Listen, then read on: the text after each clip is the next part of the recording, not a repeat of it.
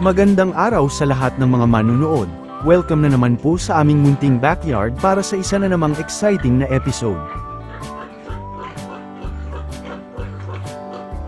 Katatapos lang na mabulugan ang katabing inahin at naglalandi naman itong dumalaga. Siya po ang tampok natin sa ngayon. Pinaghahandaan na namin ang alaga dahil baka mag-standing heat siya anumang oras. Ililipat na rin namin ang ibang kulungan para madali lang ang pag-manage lalo na sa pagpapabulog para limited lang ang espasyo at hindi mag-alaw.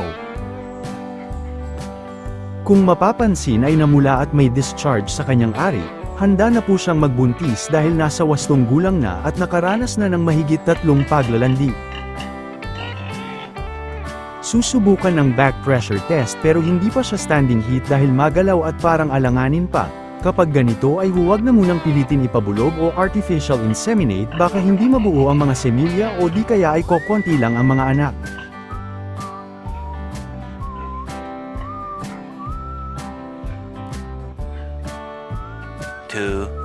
Years later.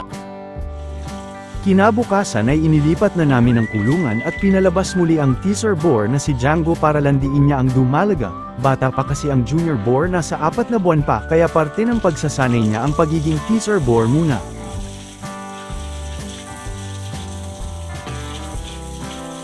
Si Django din ang ginamit sa kabubulog na inahin bilang teaser boar para maglandi at mag-standing heat. Ilalagay ko po ang video link sa description at sana ay mapanood. Maraming salamat.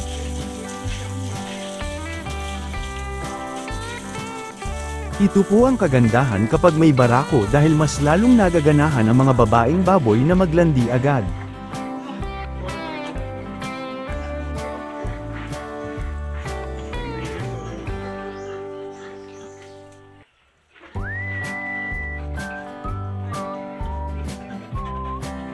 Gagawin na po namin uli ang back pressure test para makasiguro.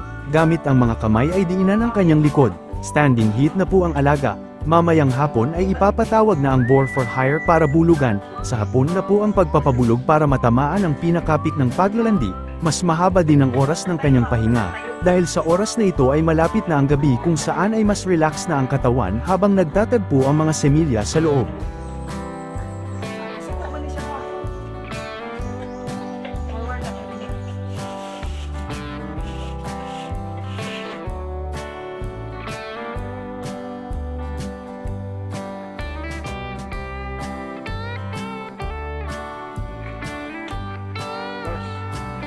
Good job Django, ibabalik ko na siya sa kanyang kulungan.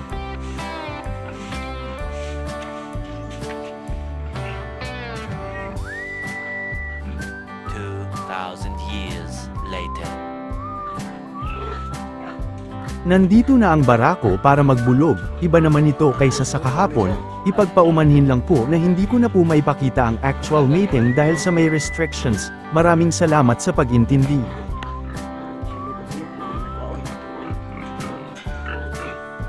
Ang inyong natunghayan ay based lamang po sa aming pamamaraan at experiences bilang backyard raiser. Maaaring hindi angkop ang aming pamamaraan sa ibang mga nag-aalaga. Hanggang sa muli, happy farming po mga kaibigan at daghang salamat po.